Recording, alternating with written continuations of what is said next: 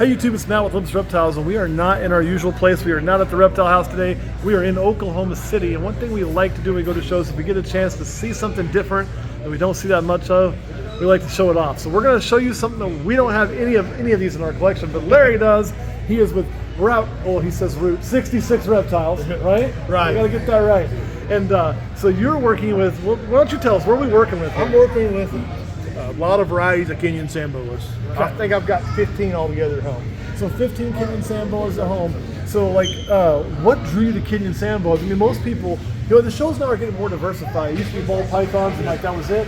And now you're seeing a lot of different things, but still probably 50% or more ball pythons. Yeah. So what brought you to Kenyan sand boas? It's something nobody else has.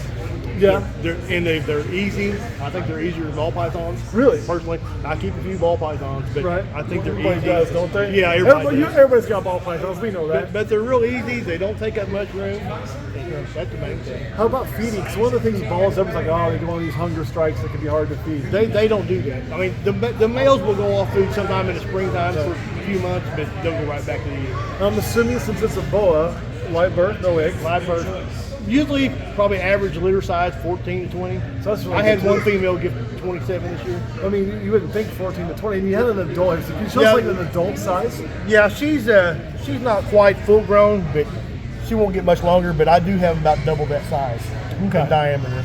So size-wise, it's really not a lot different than ball pythons either. No. But you're going to get over twice the amount of babies per pop. Yeah. So there's some good economics there as well.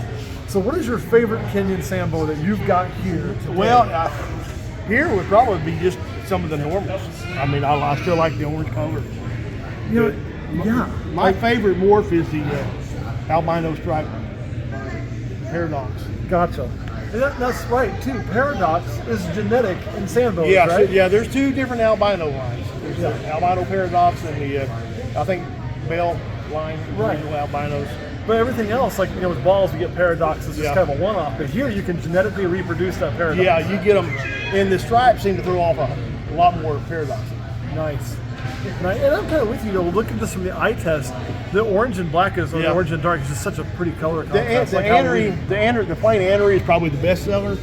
I'm down to one right now. But it's because they're good sellers. Yeah, they're good sellers. Kids will walk around and say, "Oh, there's a milk cow." Oh, yeah. And it almost reminds me of some of the exanthic stuff that I like to work with over here, but man, I'm with you. And I know Kurt's favorite color is orange, not purple. So these are right up his alley, I would assume. Now, I do have a nuclear line at home. It stays brighter. I mean, the females will stay bright orange with the males all their life. So how much, because with balls, there's a lot of color drop as they age, right? Yeah, I mean, it depends on the line. So similar, like I said, mine don't drop very much, but some of them you see will brown up. Some of the aneries will too. Gotcha. That's kind of normal. I mean, that's, different species. So if you had somebody that was on the fence about a Kenyan sand boa, what would you tell them to get them over the hump? What is the biggest selling point of why these guys should get into Kenyan sand boas? They're easy, they're gentle. So no bites are hardly really there? Or? You have some that will, but as babies, they don't move real quick. Gotcha. I mean, I'll let grandkids hold them. They're easy to mess with. That's always a big thing too. The kids. And sizes, the kids love their little faces. I mean, that's, They do kind of a cute little face. It's a little bit different than most. And now when you keep them at home though, with them being sand boas, how much time do you spend burrowing? During the day a lot, but at night they come out a lot. So at night you'll see them running. Yeah, they're moving a lot. They move a lot more than people think.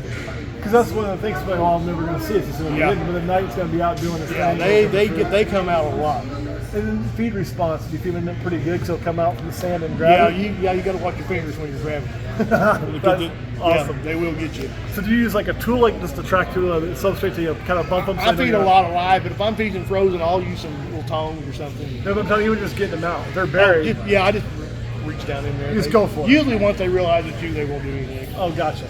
Awesome. So again, you're the only guy I've seen here with Kenyan sand boas. Well, they're getting more popular around here. Which is good, probably, Yeah, it's good. One of the things I want to point out is, if I go to a show and I bring ball pythons, I'm competing with 15, 20 tables. Yeah, you that's bring the way it Kenyan is here. sand boas, I think compete with yourself. Yeah, I think one other person has to do here. That's awesome. That's awesome. All right, I appreciate your time. Guys, make sure to go follow him. Give him a look up if you need a Kenyan sand boa. This is your guy right there. This Route 66. Depending on what part of the country you're from, don't worry about it. Larry's going to take good care of you. Well, thank you. I appreciate it.